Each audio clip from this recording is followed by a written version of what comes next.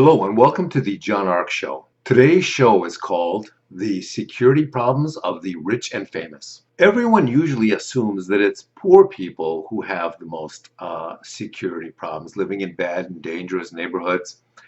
But people would be amazed if they knew about the incredible security problems that the wealthy have. Today we're going to tell you about those problems and some of the clever ways they solve them. Yeah, before we begin, I want to encourage you to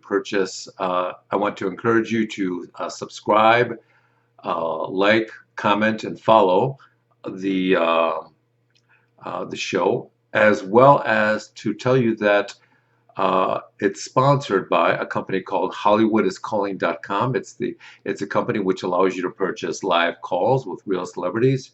You can buy a call with more than 100 different stars, and you can buy a call for yourself for $19.95 or buy a live call for somebody else. HollywoodIsCalling.com. Give it a try. Now let's get started. Recently, Prince Harry and Meghan decided they were going to move from Canada to the United States.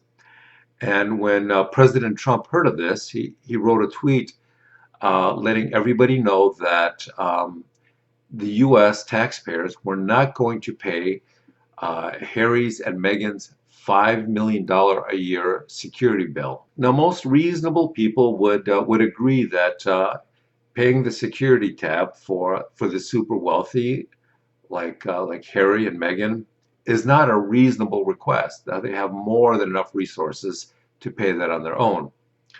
But what a lot of people don't realize is how enormous the security problems are for other members of the super wealthy. So let me tell you about some of the other security issues that the wealthy have and some of the innovative ways that they have addressed them. First, let me tell you that there's a big difference between being rich and famous. Being rich still allows a lot of wealthy people the opportunity to travel with relative anonymity.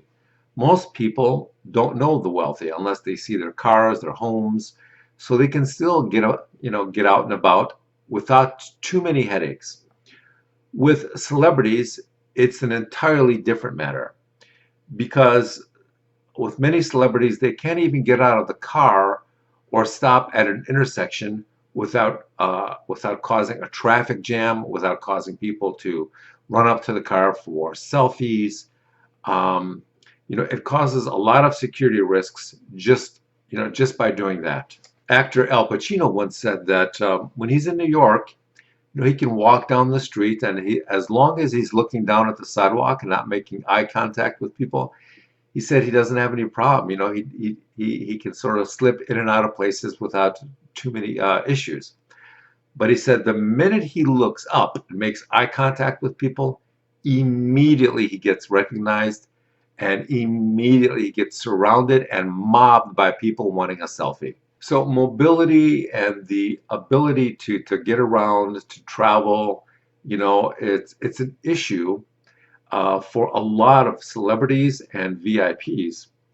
And because of that, everybody assumes that celebrities always travel in armored and heavily guarded limousines and SUVs. But the really smart celebrities, they'll travel in a very inconspicuous vehicle.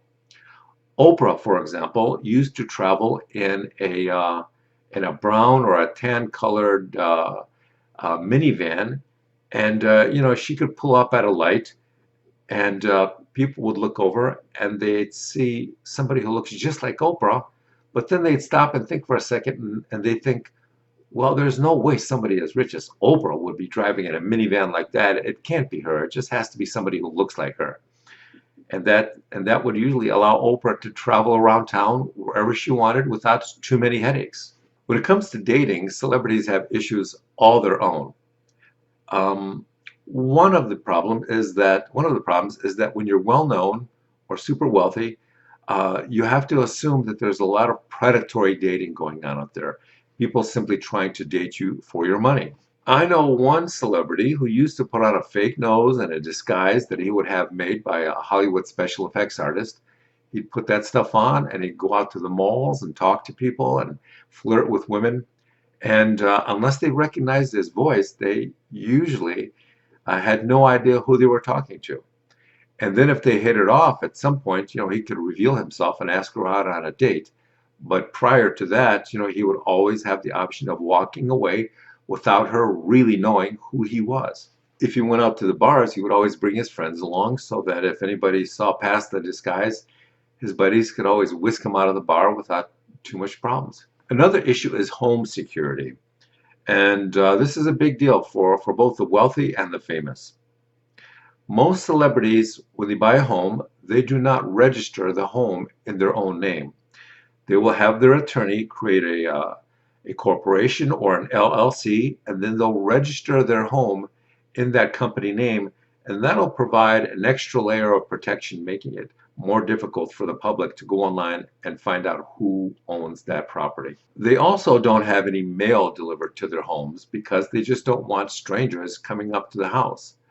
And having their mail delivered to their office provides another layer of added security. They'll also buy normal cars. They may have a few exotics or really expensive cars, but they'll also buy normal cars, maybe a GM or a Toyota, so that they can travel about without attracting too much attention.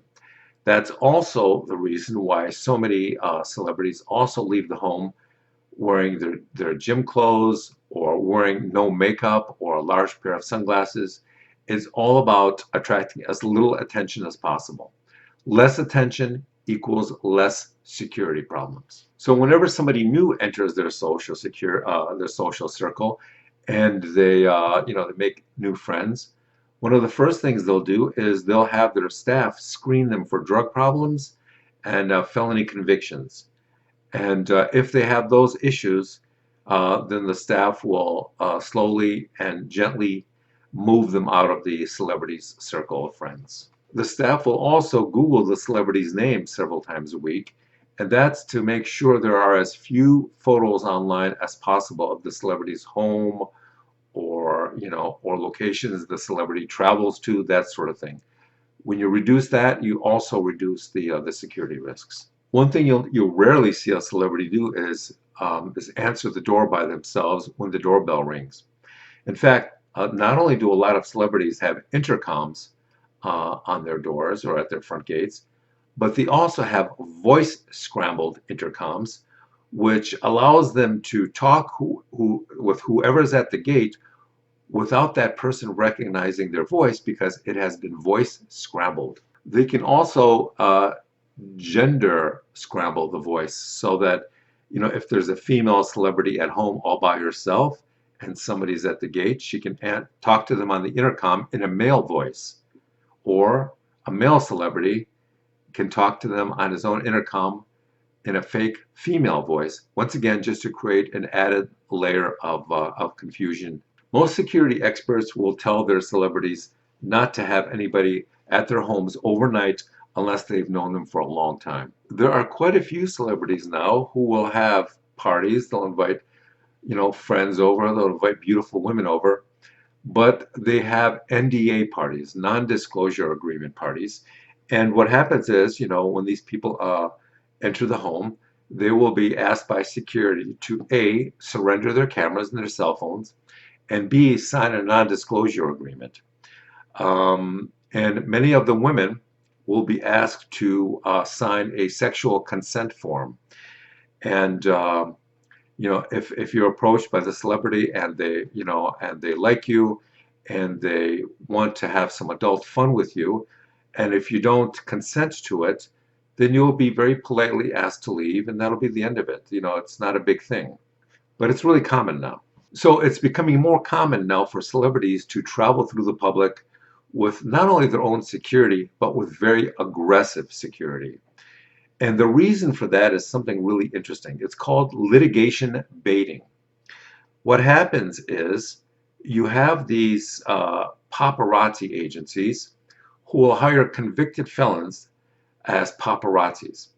And these paparazzis, these criminals, they're gang members, they're just the lowest of the low. They know that if they approach a celebrity and politely ask for a photograph, the celebrity will ignore them and walk right past them. So what do these subhumans do, they'll spit on the celebrity or spit on his girlfriend or trip them deliberately in order to get an emotional response or a fist fight out of the celebrity. The reason for that is a photograph in which a celebrity is walking by is worth much less than a photograph of a video of a celebrity fighting you. That is worth a lot more. It can be worth a small fortune. So these people will routinely physically assault celebrities in order to elevate the value of the photos they take with them. Another thing that these con men will do is if you're a celebrity, you're out in a major market like New York, Miami, Los Angeles, maybe you're at an airport bar, maybe you're at a nightclub that is known for attracting celebrities.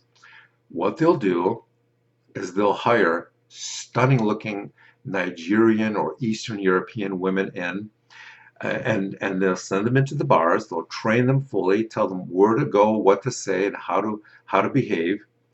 And these women will lure the celebrity back to the hotel or back to the celebrity's house. And the purpose of all this is to create a circumstance for a fake rape allegation or a fake sexual harassment allegation. So what a lot of celebrities are doing when they're out in public or whether they're at home is they now surround themselves with what's known as 360 video. Every room you walk around in your home, there's a video camera.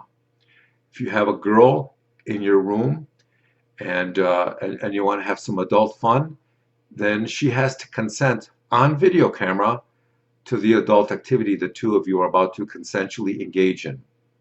If you're out in public, then your entourage always has one or two people recording things with their smartphones. The reason for that is so that you have some evidence to take to the judge when somebody makes the inevitable false claim. There's a new phenomenon called celebrity cyberstalking, which has escalated to a really creepy level.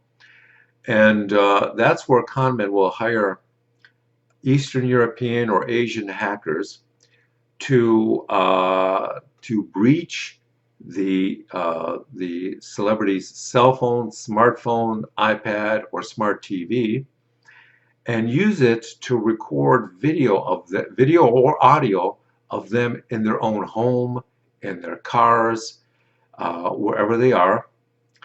Then they'll try to use that video to extort money from them. Maybe it's a Bitcoin payoff that they want. If that doesn't work, then they'll try and sell it to, one of the news media agencies like TMZ or somebody else. And if that doesn't work, then they'll give it away for free to, maybe the celebrity's wife if they're going through a divorce, so she can use it against him in court.